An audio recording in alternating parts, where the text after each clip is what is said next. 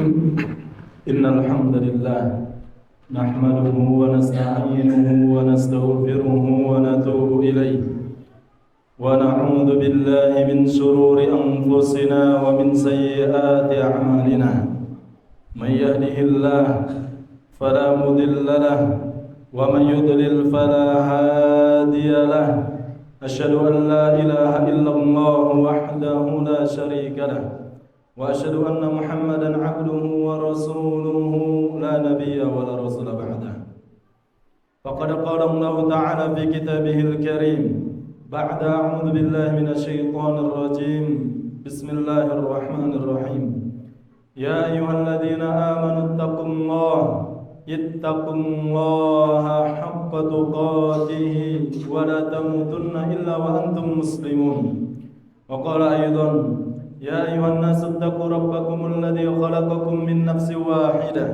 وخلق منها زوجها وبث منهما رجالا كثيرا ونساء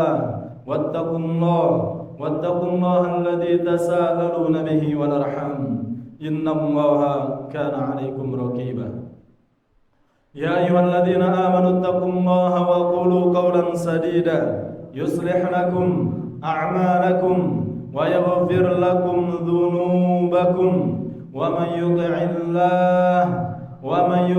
الله ورسوله فقد فاز فوزا عظيما فإن أحسن الكلام كلام الله وخير الهدى هدى محمد صلى الله عليه وسلم وشر الأمور محدثاتها فإن كل محدثة في الدين بدعة وكل بدعة ضلالة وكل dolalatin finnar.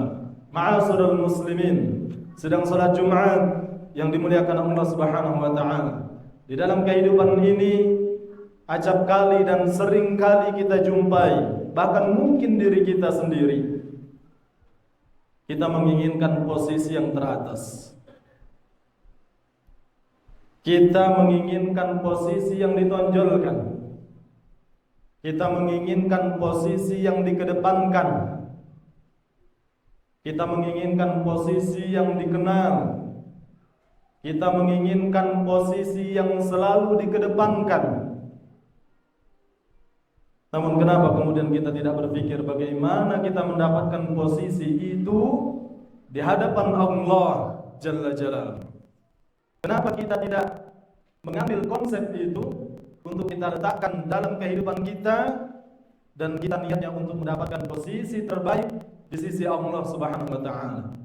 Ma'asyiral muslimin yang dimuliakan Allah, dalam kehidupan bermasyarakat ingin nyoli kedepankan dalam posisi mulia pesantren. Dak galak dia kalau dak jadi orang terdepan. Dak galak dia kalau dia di bawah orang lain. Posisi dari sebuah keluarga, pengen semua permasalahan keluarga diselesaikan sama dia. Dari adik kakak, adik beradik keluarga, pengennya jadi yang selalu memberikan andil. Ma'asyiral muslimin, sekali lagi pertanyaan, kenapa konsep demikian kita tidak letakkan kepada Allah Jalla Jalaluhu? Kenapa kita tidak mau mengambil posisi terdepan, posisi yang selalu diingat oleh Allah Jalla Jalaluhu? Ketahuilah bahwa di dalam agama kita ada 3 posisi. Yang pertama adalah Islam, kemudian yang kedua adalah iman, kemudian yang ketiga atau puncak tertingginya adalah ihsan. Islam banyak sekali orang Islam tidak sholat, banyak sekali orang Islam makan ribawi, banyak sekali orang Islam yang justru berzina, banyak sekali orang Islam yang kena hukuman mati karena narkoba. Islam. Kemudian turun derajat yang berikutnya adalah iman. Makanya para ulama, ma'asyiral muslimin yang dimuliakan Allah Subhanahu wa taala, para ulama mengatakan al-iman tasdiqu bil qaul. Iman itu adalah membenarkan di dalam hati, benar-benar membenarkan, mengimani dengan hati bahwa Allah Jalla Jalaluhu adalah Allah yang berhak diibadahi dengan benar, hanya Allah Subhanahu wa taala. Kemudian yang kedua adalah takrir bil lisan, yaitu mengucapkan dengan lisan, bersaksi asyhadu an la ilaha illallah wa asyhadu anna muhammadar rasulullah, harus diucapkan. Makanya orang beriman dengan hati tanpa mengucapkan enggak lengkap. Mana contohnya? Abu Thalib beriman kepada keponakannya Nabi Muhammad, dia bersaksi bahwa Muhammad ini adalah utusan Allah. Sampai akhir hayat tidak mengucapkan syahadat. Kemudian yang ketiga adalah amalul jawari. Pembuktian iman dengan hati, pembuktian ucapan dengan lisan adalah dengan melakukan amal soleh, al-amalu bil jawari. Jadi kalau yang pertama tadi, yang Islam tadi tambah jauh. Islam sampai sholat tidak, berjudi itulah gawe, nguncang kadu itulah ahlinya. Islam. Ini derajat yang paling rendah. Tapi alhamdulillah dia sudah Islam. Nah, ketimbang orang-orang yang benar-benar kufur, kafir kepada Allah Jalla Jalaluhu. Maka masyarakat muslimin dimuliakan Allah. Insyaallah di waktu yang singkat ini kita akan menjelaskan derajat tertinggi, yaitu derajat ihsan. Apa itu ihsan? Ihsan sebagaimana yang ditanyakan oleh malaikat Jibril kepada Nabi kita sallallahu alaihi wasallam, apa itu ihsan wahai Muhammad? Maka beliau mengatakan, anta'budallah, engkau menyembah Allah ka'annaka tara, seakan-akan engkau melihat Allah Subhanahu wa taala. Fa illam takun tarahu fa innahu yarak. Kalau engkau tidak mampu melihat Allah, maka ketahuilah bahwa Allah melihatmu. Ma'asyiral muslimin, sebelum kita lebih dalam membahas ihsan ini, kita akan memaparkan beberapa ayat Allah Subhanahu wa taala. Di antaranya Allah berfirman, "Wa tawakkal 'alal 'azizir rahim alladzi yaraka hina taqum wa taqallubuka fis sajidin innahu huwas samiul 'alim." Wa tawakkal 'alal 'azizir rahim. Hendaklah kalian bertakwa kepada Allah Subhanahu wa taala, Al-Aziz, yang Maha Mulia, Ar-Rahim, yang Maha Penyayang, alladzi yaraka hina taqum, yang mempersaksikanmu, yang melihatmu hina taqum, ketika engkau berdiri untuk melakukan salat.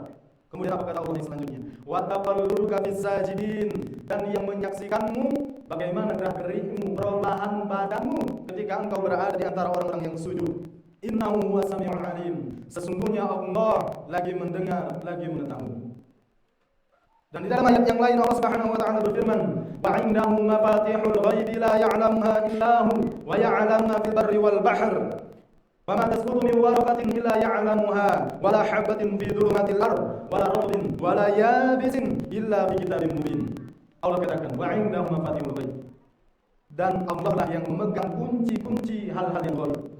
Allah yang mengetahui hal-hal yang ghaib. Maka ini adalah asas.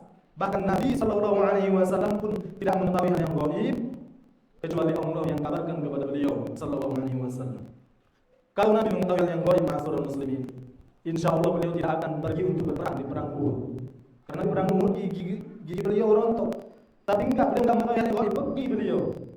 Akhirnya dikalahkan oleh pasukan Khalid bin Walid. Kalau beliau mengetahui hal yang ghaib manusiawi, insyaallah beliau tidak akan pergi ke Taif sampai diludahi penduduk Taif, sampai dilempari batu, sampai diejek, dicaci maki. Maka ma'asyiral muslimin, ini adalah asas. Wa 'indahu mafatihul ghaib la ya'lamuha illa hu. Allah yang memegang kunci-kunci hal yang ghaib hanya Allah Subhanahu wa taala. Maka ma'asyiral muslimin, alangkah anehnya kita pergi ke dukun, jingok pak, telapak tanganku ini, setahun depan aku zaman. Ini konsepnya. Wa 'indahu mafatihul ghaib la ya'lamuha illa hu. Hanya Allah yang mengetahui hal yang ghaib, bahkan kuncinya Allah yang pegang. Tidak ada yang mengetahui kecuali Dia, Allah Subhanahu wa taala. Kemudian Allah Subhanahu wa taala melanjutkan, wa 'indahu mafatihul ghaib la ya'lamuha illa hu wa ya'lamu ma fil barri wal bahr. Dan Allah mengetahui apa yang ada di daratan dan di lautan. Wa ma tasqutu min waraqatin illa ya'lamuha. Bahkan daun yang jatuh ke permukaan bumi Allah mengetahuinya. Ma'asyiral muslimin, pertanyaannya sekarang adalah, banyak kita manusia jumlahnya atau daun? Lihat dedaunan yang ada di samping-samping kita. Dan lihat jumlah kita yang ada di masjid ini. Allah mengetahui daun, bagaimana dia jatuh dan jatuhnya akan kemana, walaupun melayang kemana-mana. Allah sudah tahu jatuhnya di mana. Lalu bagaimana dengan urusan kita sebagai makhluk Allah Subhanahu wa taala, manusia yang sangat lemah? Kemudian Allah mengatakan, wala habatin fi dhulumatil ardh, dan Dia mengetahui bebijian yang kemudian tumbuh di kegelapan bumi. Wala ratbin wala yabisin illa fi kitabim mubin. Baik biji itu yang basah ataupun yang kering, melainkan apa kata Allah, illa fi kitabim mubin. Semuanya sudah tercatat di kitab yang nyata, yaitu Lauhul Mahfuz. Ma'asyiral muslimin, kemudian Allah juga berfirman, wa ma takunu fi sya'nin wa ma tatslu minhu min Qur'an wa la ta'maluna min 'amalin illa kunna 'alaykum shuhudan litufiduna bihi wa ma ya'zubu 'an rabbika min mithqali dzarratin fil ardh wa la fis samaa'i wa la asghara min dzalika wa la akbar illa fi kitabim mubin. Allah mengatakan, kamu tidak berada dalam suatu keadaan dan tidak membaca suatu ayat dari Al-Qur'an, dan kamu tidak mengerjakan suatu pekerjaan melainkan kami menjadi saksi atasmu di waktu kamu melakukannya. Tidak luput dari pengetahuan Tuhanmu, biarpun sebesar biji zarrah. Kata ulama sekarang, zarrah adalah sebesar biji atom. Kemudian Di bumi ataupun di langit kami mengetahuinya, kata Allah. Tidak ada yang lebih kecil dan tidak pula yang lebih besar dari itu, melainkan semuanya tercatat dalam kitab yang nyata, yaitu Lauhul Mahfuz. Ma'asyiral muslimin yang dimuliakan Allah. Ini konsep pertama dulu. Bagaimana kita bisa menghasilkan ihsan? Kita menyembah Allah seakan-akan kita melihat Allah. Ini konsepnya dulu. Bahwa ternyata makhluk-makhluk Allah yang lain itu Allah yang mengatur, hatta daun Allah yang mengatur. Lalu bagaimana dengan kita? Sering sekali kita mengadakan tangan kepada Allah. Kita yakin bahwa Allah mengabulkan doa, tapi kita kurang yakin kalau Allah mengetahui kita ketika kita bermaksiat. Padahal Allah yang mengetahui mengabulkan doa kita, ya itulah Allah yang mengawasi kita ketika kita bermaksiat. Dengan detail Allah Subhanahu wa taala mengatur kehidupan kita semua. Enggak itu Tar, enggak itu Pak Adi, enggak itu Zaki, enggak itu Yusuf, semuanya diatur secara detail oleh Allah Subhanahu wa taala. Tekankan lagi sekali lagi maksud muslimin. Jangankan kita daun yang katik nyawa Allah atur. Makhluk-makhluk lihat ada cicak. Cicak di dinding, lihatlah bagaimana Allah mengatur rezekinya. Dak nalar kita bagaimana cicak makanannya adalah hewan yang terbang ke sana ke sini. Tapi bisa Allah justru hewan yang terbang ke sana ke sini itu adalah makanannya cicak. Bagaimana Allah mengatur itu? Maka ini pahami dulu konsep yang pertama ini, maksud muslimin. Bahwa Allah mengetahui kita secara detail. Allah mengatakan wa ya'lamu khawinatal a'yun wa ma tukhfi sudur. Allah mengetahui pengkhianatan mata. Saat kita menghadap ke depan tapi kita lirik ke kanan ke kiri, Allah mengetahui itu. Wa ya'lamu ma sudur, dan Allah mengetahui apa yang ada di dalam hati. Allah juga berfirman, "Huwallazi yatawaffakum bil-laili wa ya'lamu ma jarahtum bin-nahar." Dan dialah Allah yang telah mewafatkan kalian pada malam hari. Sepakat ulama ahli tafsir bahwa mewafatkan di sini adalah menidurkan. Kalau kita pengajian tidur baik, kita butuh Allah. Pengajian tidur. Banyak orang baca tidur, banyak sekali orang baca tidur. Yang dia mampu cuma menjamkan mata, tapi Allah tidak akan menyiapkan tidur kepada dia. Allah mengatakan tadi dalam firman ini, "Wallazi yatawaffakum bil-lail." Allah yang mewafatkan kalian pada malam hari. Wa ya'lamu ma jarahtum bin-nahar. Dan Allah mengetahui apa yang kalian kerjakan pada siang hari. Aku qouli hadza wa astaghfirullah li wa lakum fastaghfiruhu innahu huwal ghafurur rahim.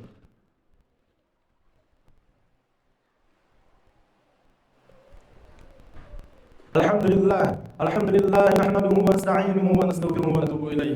Wa na'udzu billahi min shururi anfusina wa sayyiati a'malina. May yahdihillahu fala mudilla lahu wa may yudlil fala hadiya lahu. Asyhadu an la ilaha illallah wa asyhadu anna Muhammadar Rasulullah. La nabiyya wa la rasula ba'da. Ma'asyiral muslimin yang dimuliakan Allah Subhanahu wa taala. Syekh Abdul Rahman As-Sa'di di dalam kitab Bahjatul Qulubil Abrar, beliau mengatakan bahwa ihsan itu terbagi menjadi dua. Ihsan terbagi menjadi dua. Ihsan kepada Allah, jawabnya tadi, anta abdullah ka'annaka tarah. Engkau menyembah Allah seakan-akan engkau melihatnya. Dan ihsan kepada Allah ini juga terbagi menjadi dua, ma'asyiral muslimin. Yang pertama adalah muraqabah, merasa dekat, Allah dekat dengan kita. Makanya Allah mengatakan wa idza sa'alaka ibadi anni fa inni qarib ujibu da'watad da'i idza da'an.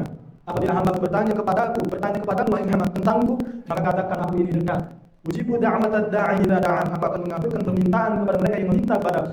Makanya ma'asyiral muslimin, tidak usah tawasul. Bagaimanapun kotornya kita bersimbah dengan dosa dan maksiat, langsung minta kepada Allah. Tidak usah tawasul. Minta langsung kepada Allah Subhanahu wa taala. Kita tawasul kepada orang soleh, kita baik, anggap dia soleh di dunia. Tidak tahu kita nanti kubur dia seperti apa. Wahai mbah, wahai kakek, wahai nenek, kabarkan tolong kepada Allah, anakku nak sunat, anakku nak nikah, apa hubungannya? Minta langsung kepada Allah Subhanahu wa taala. Tidak usah tawasul. Apabila hamba bertanya tentang, maka katakan aku dekat. Aku akan mengabulkan permintaan mereka yang minta kepada Allah. Ihsan kepada Allah terbagi menjadi dua. Muraqabah, kita merasa bahwa Allah itu dekat. Kemudian yang kedua adalah musyahadah, menyaksikan. Bukan kata para ulama menyaksikan di sini adalah kita menyaksikan zat Allah, benar-benar melihat Allah. Nabi Musa saja tidak mampu melihat Allah. Tidak seperti yang diyakini oleh orang-orang sufi. Ya, maulid Rasul datang, maulid Allah datang.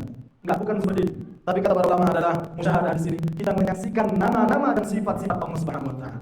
Bahwa Allah Rahman, bahwa Allah Rahim, mana buktinya? Lihat orang-orang yang soleh, mereka mendapatkan ketenangan hidup. Lihat bagaimana Allah memberikan rezeki kepada orang-orang yang beriman, bahkan kepada orang yang kafir. Kita menyaksikan sifat dan nama-nama Allah, itu yang dimaksud dengan musyahadah. Kemudian yang berikutnya adalah ihsan yang kedua setelah ihsan kepada Allah adalah ihsan kepada manusia. Contohnya adalah birrul walidain, berbakti kepada kedua orang tua. Ma'asyiral muslimin, ini ihsan berlaku baik kepada manusia. Yang paling utamanya adalah berbakti kepada kedua orang tua. Tapi ada kata-kata yang sangat indah yang pernah saya baca. Dikatakan di situ bahwa ketika engkau memberikan sesuatu kepada orang tua dan mereka meminta, ketika orang tua meminta sesuatu kepada dan engkau berikan, itu bukan birrul walidain. Itu bukan berbakti kepada orang tua, karena itu kewajiban. Kapan dia orang minta, kau unjuk, itu kewajiban, bukan bakti kepada orang tua. Yang namanya berbakti kepada orang tua, dia belum meminta kau kasih. Ini adalah bakti kepada orang tua. Ini adalah ihsan, berbuat baik kepada manusia. Kemudian di antaranya juga contoh ihsan, berbuat baik kepada manusia adalah membalas kejelekan manusia dengan kebaikan. Semakin dia berbuat jelek pada kita, semakin tidak kita pulis, bahkan kita kasih hadiah bertubi-tubi. Ini adalah ihsan kepada manusia. Masyaallah muslimin wa yakunullah. Inilah derajat tertinggi di dalam agama kita. Raihlah derajat ini kalau kita ingin mendapatkan derajat tertinggi di hadapan Allah Subhanahu wa taala. Utamanya kata para ulama, bagaimana kita bisa menghasilkan ihsan itu? Kita mengenal sifat dan nama-nama Allah Subhanahu wa taala. Kita akan berbuat baik kepada manusia karena kita mengenal Allah. Allah perintahkan itu. Kita sholat yang khusyuk, kenapa? Kita mengenal Allah. Kenapa kita bisa memuliakan seseorang? Karena kita mengenal orang ini siapa. Kenapa kita bisa memuliakan para pemerintah? Kenapa? Karena kita mengetahui posisi mereka.